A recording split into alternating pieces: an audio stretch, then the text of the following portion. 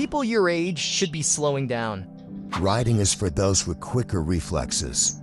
You're not strong enough anymore. It's too dangerous. Too old to ride? I don't think so. Riding after 50 might actually save your life. Think about it for a moment. The open road, that long road trip, the adrenaline of being on the track, the wind, the connections, and then we hit our 50s, 55, 60s, and everyone around us says, you really need to give it up because you're getting too old. I don't think so. The truth is that motorcycling after 50 actually can save your life. Come on, let's talk about it. There is this impression out there, and society perpetuates it, that motorcycling is a young man's sport. That the only people who should be on a bike are in their 20s and their 30s, maybe into their 40s. And by the time we hit 50, it's time for us just to hang that up.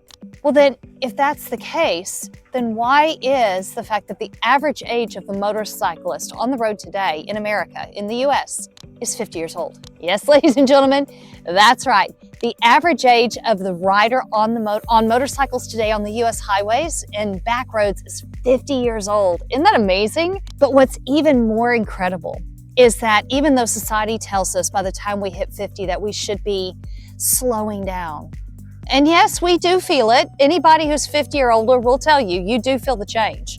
I mean, things used to hurt that didn't.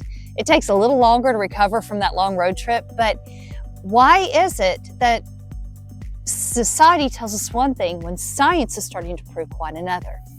So I wanted to sit down today and just share with you not only my own thoughts, but also the science behind why it is being proven that staying on a motorcycle well into our golden years, why it is actually so good for us to stay on the bikes. Because there is a physical, a mental, and an emotional component to it. Anybody who's been riding for any length of time understands riding is a physical sport. It really is a physical sport.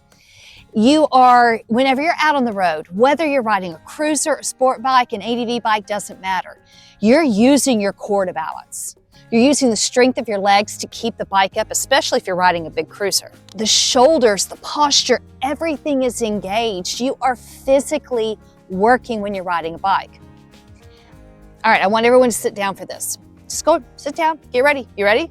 Riding a motorcycle burns, depending on what style of riding you're doing, anywhere from 200 to 600 calories an hour. Our bodies are meant to be physical. They're meant to move.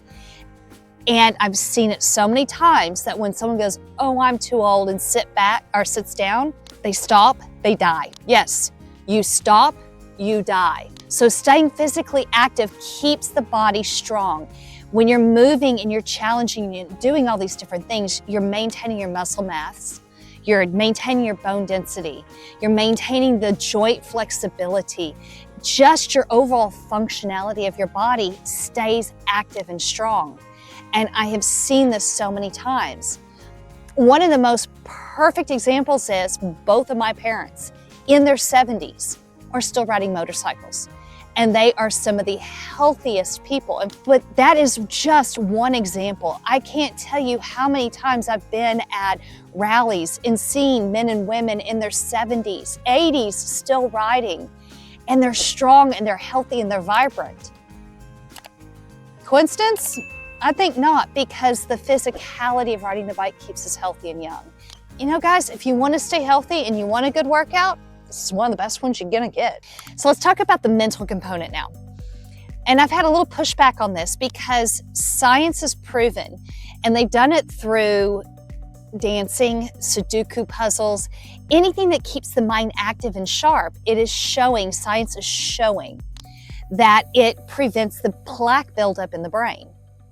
So when we're out on the motorcycle and we're out on the roads, whether we're on a back road or whether we're in city traffic or on a track, we're constantly aware of the temperature. We're constantly aware of the road conditions, who's around us, what's going on. Is that person going to not, pull out of the intersection because they're not looking at us? We're constantly reacting. We're even in the planning stages for trips. You're looking at maps, you're puzzling things out. Where am I going to go? How am I going to get there? What's the best road to take? Where's the best place to stop for lunch? Where's the best place to stay for the night? Am I camping? Am I staying in hotels? We're constantly working and making our brain think. And science is proving time and time and time again, keeping the mind sharp and active is so incredible. And I saw a recent study from the University of Tokyo, and this one is what really blew my mind. They did a study on 40 and 50-year-olds that rode regularly, and it showed that there was a 50%, that's right, 50% boost in their cognitive ability over their peers that don't ride. To me, that's mind-blowing. It is truly mind-blowing that science is proving that being on motorcycles after 50 keeps our mind sharp longer. And I mean, really, who wouldn't want that? All right, let's talk emotion. Ooh, that's a big one, right? There is such an emotional connection, and anyone who has had that thrill of being on the track or has been out on a long road trip understands there's almost this emotional meditative quality that's truly unique to motorcycling that calms our mind. Okay, let's talk more science, people. Studies are showing, and oh gosh, I can't remember which university it was now, did a study about cortisol levels on people before and after a ride. And they found at just even 20 minutes on the motorcycle, cortisol levels of people who ride can drop up to 28%. Now, cortisol is a stress hormone. So have you ever had that really bad day where you couldn't put up with it anymore? You couldn't deal with the people at work or the kids screaming at home or whatever the case may be.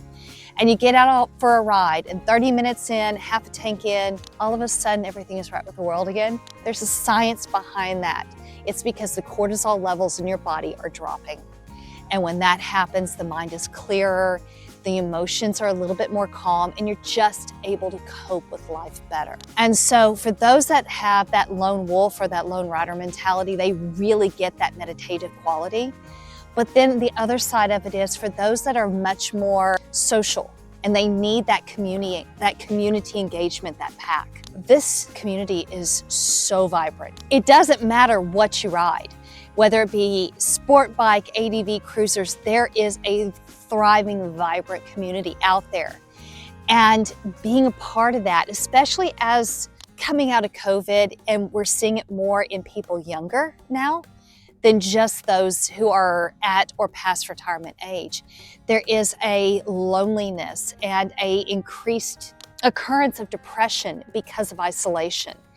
That when you become part of a community, like a motorcycle community, those issues diminish. It is just such an important thing. It's a little less tangible than the mental and the physical, but it's no less important because anyone who's faced any kind of mental health issue will tell you that being mentally connected and mentally stable is huge. So guys, that is all I really wanted to talk about today because I've seen so much on forums lately. People saying, oh, I'm 52, I'm too old. I can't go back, or I'm gonna sell my bike. Why? Why, when it's showing more and more and more often? If you love this, don't give it up. Science is proving that it's making people healthier to stay on motorcycles. So guys, thank you for staying with me today. So if you're still watching this video, you are amazing, and thank you so much for watching. Got a couple of questions. If you ride, and you're willing to acknowledge or admit it, how old are you? How long have you been riding? And what do you ride? And for those of you who maybe have stepped away and you're past 50 and you're thinking about coming back, what is the one thing that's holding you back that you're like, I don't know?